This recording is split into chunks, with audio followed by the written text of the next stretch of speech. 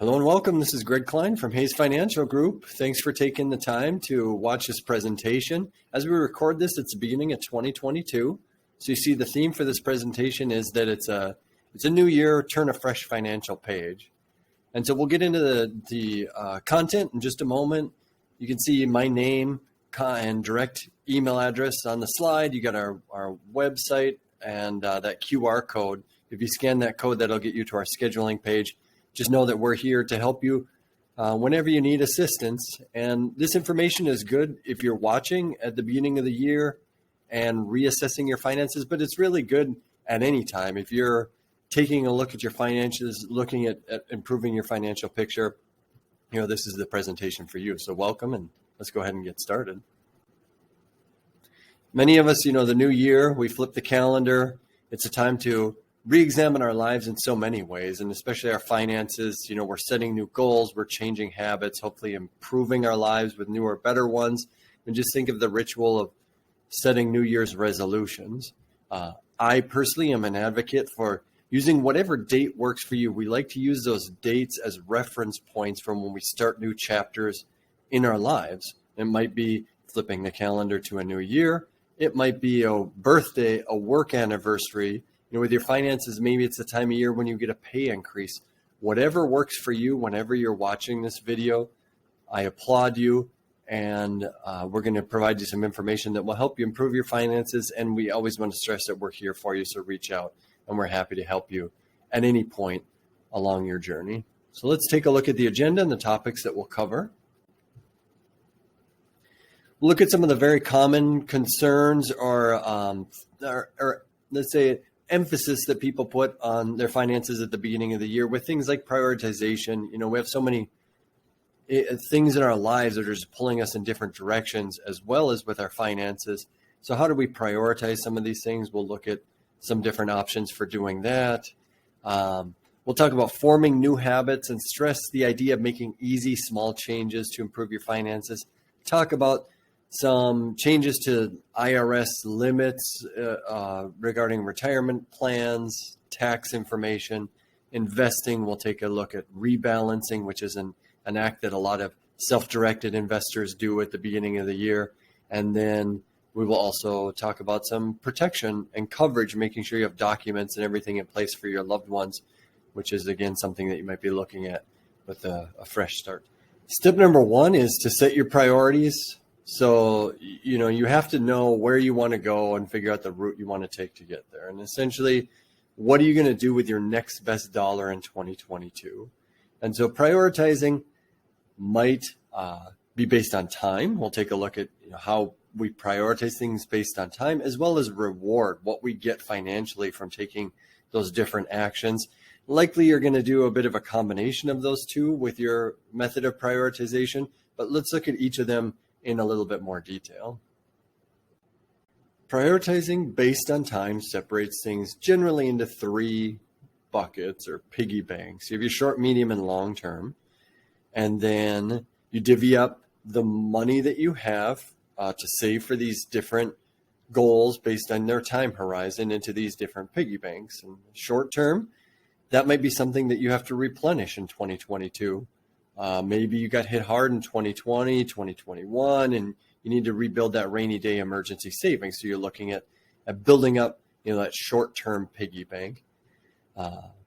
Different ways that you can do that is, there was just a stat that came out recently that talked about the number of Americans that don't have $1,000. If they had $1,000 emergency, that they'd have to go into credit card debt or tap into things like retirement savings.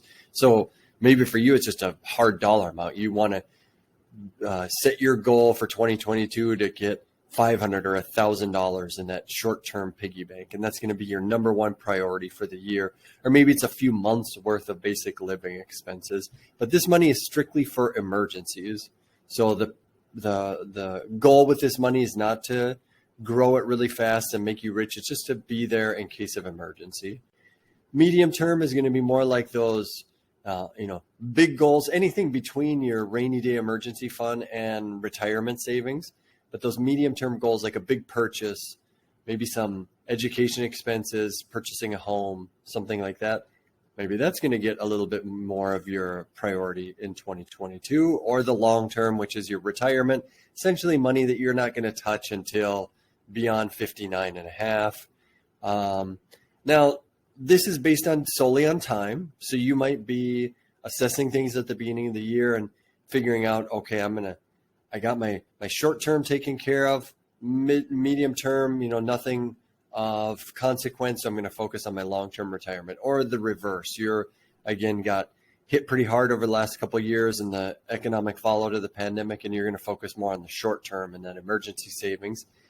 But I don't think you can just focus on one of these piggy banks and stick to it. You really need to be able to chew gum and walk at the same time. And that's why I talk about doing a combination of time as well as reward.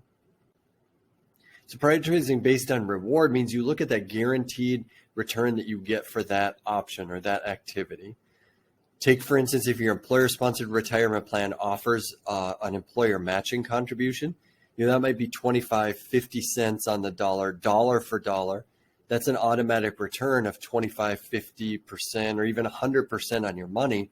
So while retirement is a long-term goal, that's that long-term piggy bank, you don't want to neglect it for those short-term or medium-term piggy banks because you'd be missing out on a huge reward. So I think reward has to factor in, other items like paying off a credit card that, might give you a reward of 15 to 20%. If that interest rate is 15 to 20% on that credit card and you no longer have to pay that interest, well, then by paying that off, you're rewarding yourself 15 to 20%.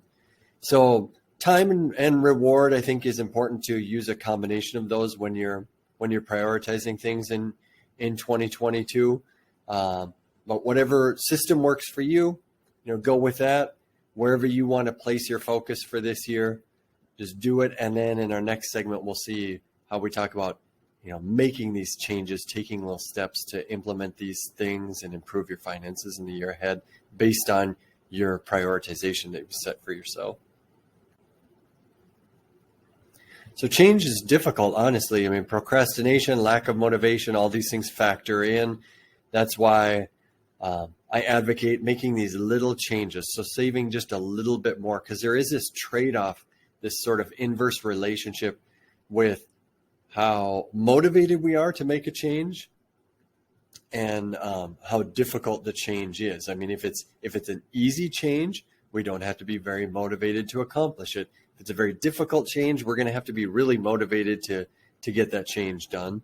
So we stress these small changes that are easy because you're going to be much more likely to accomplish them in the year ahead.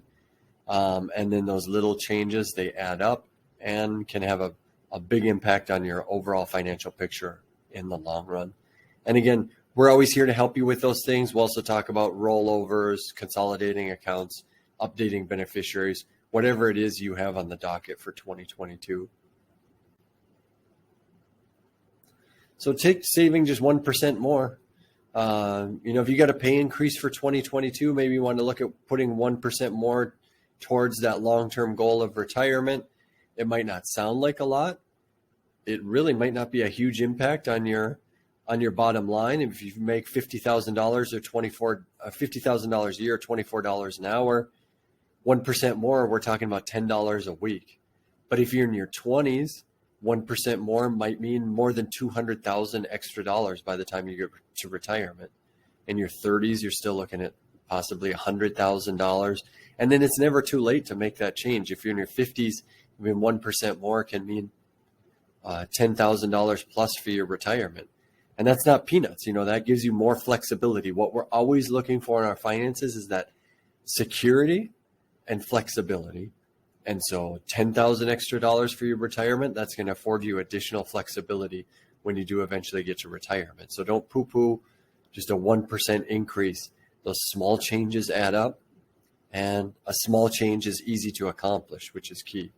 Don't have a static reference point. Whatever that percentage is that you're saving, don't sit at that number forever, because increasing with those small increases, they have a huge impact on your savings over time. Take this slide, for example, the 3%, the person, maybe they started at 3% because that's what they were automatically put in their retirement plan at work at 3% versus the person that started way higher at 10%. There's not a huge difference between the person that starts at 3 and increases 1% each year until they get to 10 and the person that started at 10 right out the gate. So we have these reference points that we use, whether it's just because you like round numbers, maybe you save 5% because you like nice round numbers, or you save 3% because that's what your employer automatically put you in the retirement plan at, or maybe it's 6% because that's what you get the most out of the employer match with. But don't sit at those numbers. Start with what you're comfortable with, what works for your budget, and then make those small increases. Small increases are going to be easy to accomplish and will improve your finances in 2022 and the years ahead, because we can be talking about tens or hundreds of thousands of extra dollars for your retirement just with making those tiny changes. So make a little change this year. It's going to be easy for you to accomplish and going to improve your financial picture for sure. Maybe the change that you need to take care of this year is with doing a rollover. Maybe you have an old retirement account like a 401k, 403b that you're kind of losing track of. You should roll it over either to your current employer's plan or into an individual retirement account. There's lots of pros and cons to those different options. We can talk to you more about those if you're looking at doing a rollover. But if you have more than $5,000 in an employer-sponsored retirement plan, that's why you've been able to just leave it in that account. Now, that might not be the best place for it. It might be better for you to roll that over to your current employer's plan or into an IRA so that you can do a better job of keeping track of it, so that it's easier if something happens to you for your loved ones to access that money.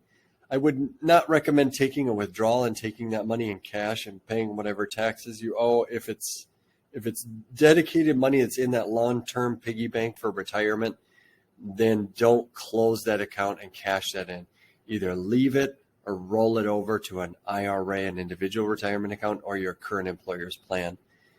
And some of the things that you might want to look at in determining whether you should process that rollover are these 3 C's. So if you should take care of that rollover, we talk about comparing investments in these 2 different accounts that you have. So look at the investments in your old account where the money's sitting versus your new account. You might have some newer, better options available in your new account that might make you want to look at doing the rollover. Costs, of course, is another factor that you want to look at. And then I mentioned that convenience factor. And so that, again, is not just for you. If you have all these old retirement accounts and you in the year ahead want to consolidate things because it's just becoming a headache for you, well, I'm glad that you're looking at doing that, because think about your loved ones. If this money is important for your loved ones, if you were to pass away, that they would need this to survive. Well, if you have a hard time tracking all these old retirement accounts, just think about what your loved ones would have to go through to try to track all this money down. So maybe consolidating, taking care of that rollover is a convenience thing for either you and or your loved ones. And again, our QR code to set time just to talk to us about rollovers is on the slide. We're always here to help you with that.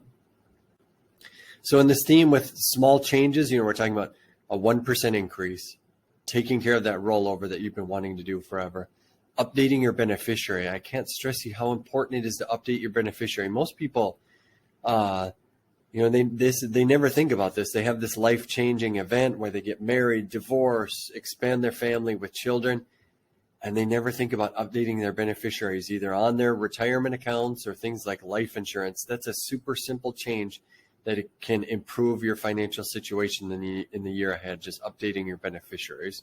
So that's low-hanging fruit. Look at updating your beneficiaries and feel better about yourself for doing that. So that's another thing that you can look at doing in the year ahead. Then our next segment's talking about taxes. So we'll take a look at taxes because people are assessing their tax situation at the start of a new year. We'll talk about the new contribution limits for retirement plans, tax withholding, making sure you have the right amount coming out of your paycheck so that you're not going to get hit with a big tax bill at the end of the year. And then this thing that is a tax credit that you might qualify for in the Savers tax credit. There was a sizable jump in the maximum amount that you can save in an employer-sponsored retirement plan in 2022. So if you're under 50 years of age in 2022, now the maximum that you alone, not you and your spouse, not you and your employer, just you alone, how much comes out of your paycheck during the year can go into your 401k, 403b is $20,500. If you're 50 or older, so if you turn 50 or older in 2022, you have that extra catch-up amount, that's $6,500. So that takes your total up to $27,000 if you're 50 or older that you can save in an employer-sponsored retirement plan in 2022. Now that jumped up this year. That's way more than IRA limits. Individual retirement accounts did not change. And so if you're 50, your IRA limit is $6,000. If you're under 50, it's $6,000. If you're 50 or older, then it's $7,000. But you can see there's a huge difference there. $6,000 or $7,000 in an IRA versus $20,500 or $27,000 in an employer-sponsored retirement plan. So you can save much more in your employer plan. If you're a super saver or you're fortunate to be in that situation where you're able to save up to the IRS limits, that might be something that you need to change now this year. Maybe you need to change your contribution percentage to make sure that you're getting up to that maximum because it jumped up from $19,500 to $20,500. And you should always start the year making sure you have the right amount of tax withholding coming out of your paycheck. You can do this a bunch of different ways. The tax filing apps will have features to help you do this. I was just recently working with the Cash app, and I see they have this feature. They have a tax filing service, and they have a withholding feature in their app. Things like TurboTax, H&R Block. The one I go to is just right from the source at the IRS. I got the URL on the screen. You can just Google tax withholding estimator. That'll get you to the IRS estimator. And it just works you through these steps, asks you, how many jobs you have. If you're married, you and your spouse, how many jobs does your spouse have? How much do you make? How much withholding are you having coming out of your check? How much do you put into your 401k? These different items, and at the end, it's going to estimate for you. Are you going to get a refund? Are you going to have to pay taxes to Uncle Sam come the end of the year?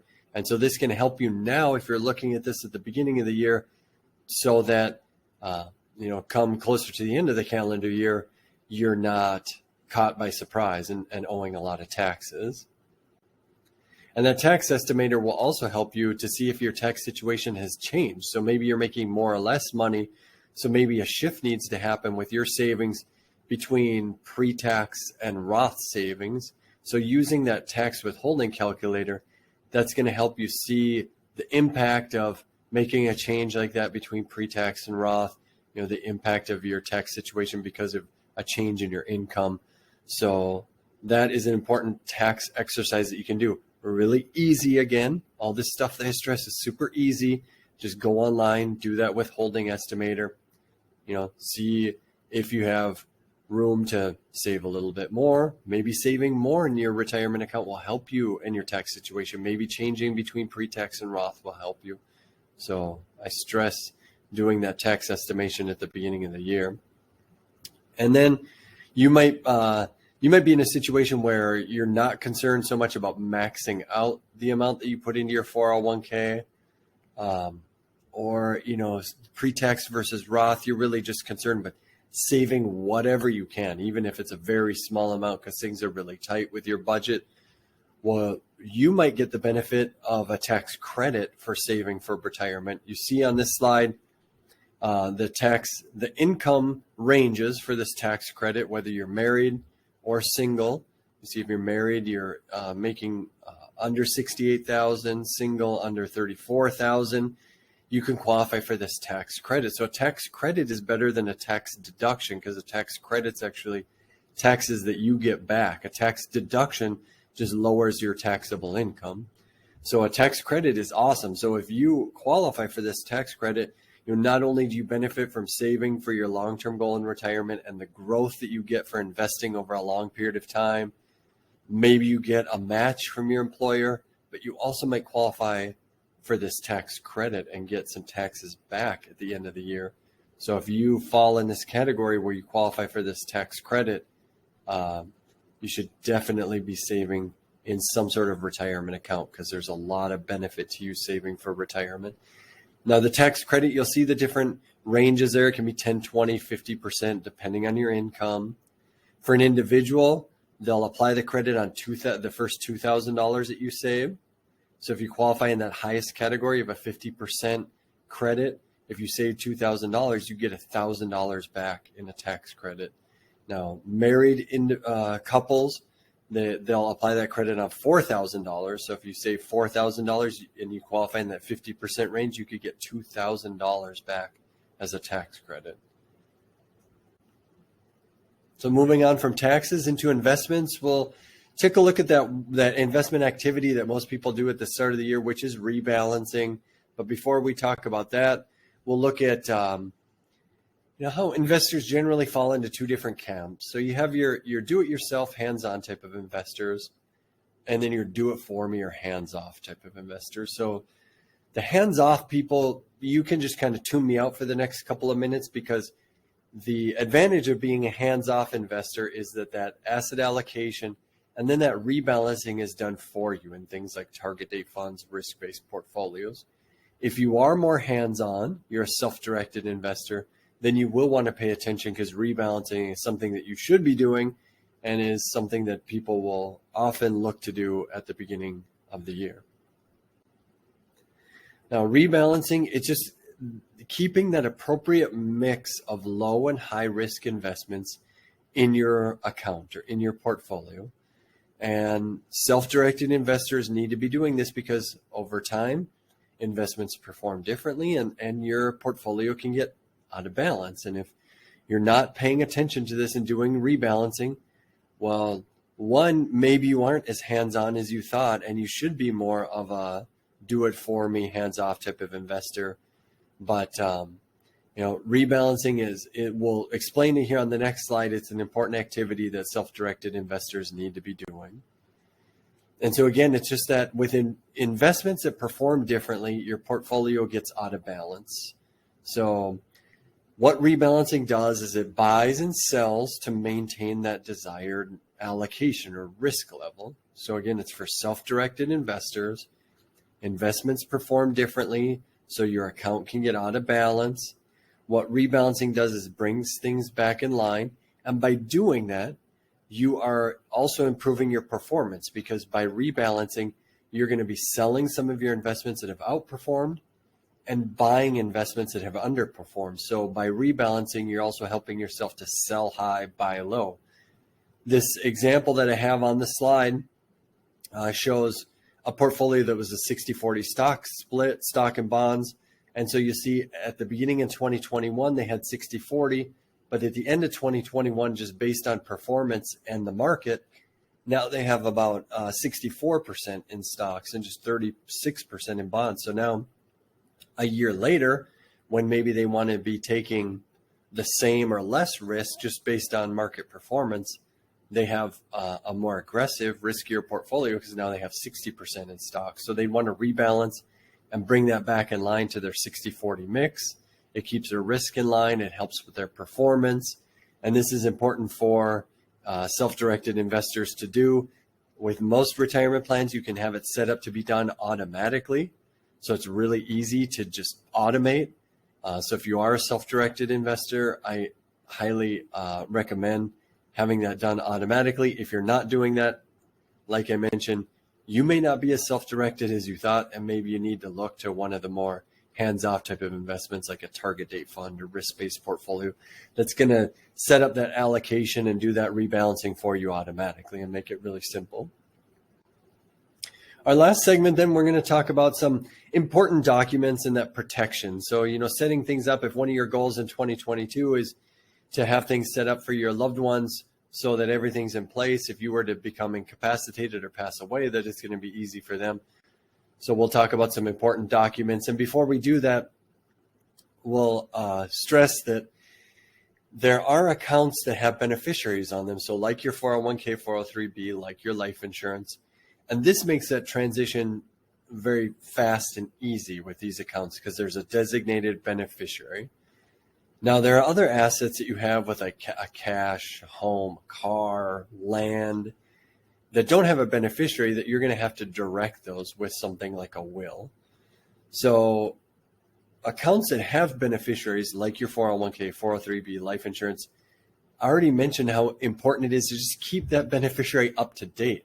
Now it's so much easier to transition those accounts upon someone's death because of the beneficiary, but you as the account holder have to keep the beneficiary up to date. So make sure you're doing that with all of your accounts. Now, if these are assets that need to be directed, you might need to have a will. You might even want to have a trust. So these are two different documents. The biggest difference between the will and the trust is that a will is upon death. So the assets are distributed upon your death. With a trust, the assets are distributed before death. So that, I shouldn't say distributed, they're designated before your death. So with a trust, you're putting things in place before you die to set that up so it's even easier upon your death for that money to get to those individuals or those beneficiaries. The other advantage of the trust is that it doesn't have to go through the probate process. So probate is a timely, costly process where the court determines, that your will is being followed correctly. And so a will alone takes more time and is more costly. That's why you may want to look at having a trust in place. Now, I know your employer is a good place to start with some of these documents because you might have an employee assistance program or EAP that gives you access to these documents. You might have easy to set up wills and trusts. So if that's something that you're looking at doing in 2022, look to your employer first and see if your EAP has wills and trusts available. Otherwise, you can Google this. There are lots of ways that you can set this up pretty easily and inexpensively with online options. So will, trust, the other couple of documents is like your advanced healthcare directive, durable power of attorney. So that healthcare directive is if you become incapacitated, what do you want to happen to you? Who do you want to speak for you as your proxy? A lot of the states will have these. So if you through your, maybe your state health services administration or whatever it may be, they may have a healthcare directive that you can use free. So it's an easy one that you can get. If not, through your EAP, again, your employee assistance program through work or like a power of attorney. That's again, who do you want to act for you in financial matters? So these are the key documents to have in order. Maybe 2022 is the year for you to get those in order. So look at your will, your trust, your healthcare directive, and power of attorney. And then life insurance, is something that you might be looking at again this year to see if you need to increase your coverage while you're looking at those important documents to make sure that, everything transitions easily upon your death. You might be also looking at, if I were to die tomorrow, are my loved ones taken care of?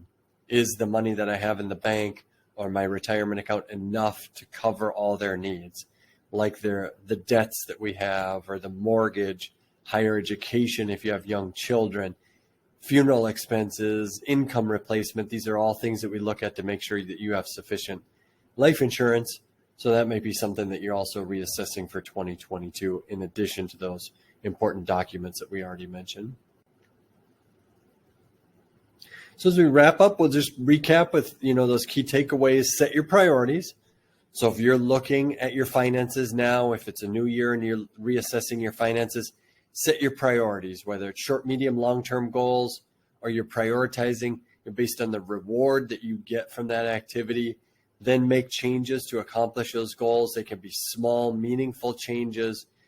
Maybe the change is as simple as, again, taking care of that rollover, updating your beneficiaries, making sure that your taxes are in order this year, those important documents that we discussed.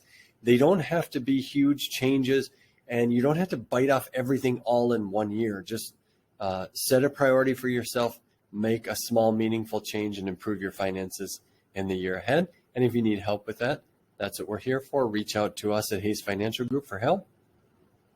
You got, again, that code that you can scan on the slide. Our phone number, our number that you can text. So if you text RETIRE to the 833 number, you can get included in our text list. And our website that you can always go to. You can schedule via our website or our LinkedIn page. And again, my name is Greg Klein. I'm happy that you joined this recorded presentation, and we'll hope to see you in future presentations.